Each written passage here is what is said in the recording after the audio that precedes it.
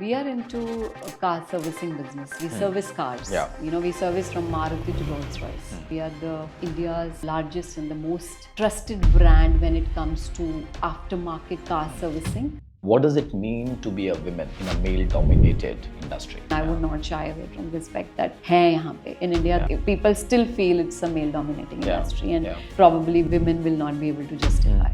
So once my boss asked me that, lady, you're going to have twins. You really think you will be able to come back to office? And at that time, I never had any answer. Couple of years post that, he also was blessed with twins. When he came to office post, I asked him the same question. Are you going to come back to office now regularly? Men cannot equate with women, period. Have you experienced any kind of biases in investors' meetings? A lot of them. So whenever any investor meetings happens, I am not somebody who's the first one to be called. The first investor meeting has always happened with Himanshu. In my office now, when I joined Go Mechanic, we were hardly any women. Now we have at least 25% female staff, and whenever people go for maternity leaves, or even if they consult sometimes with me that we plan a family, I said it's a beautiful thing. You should.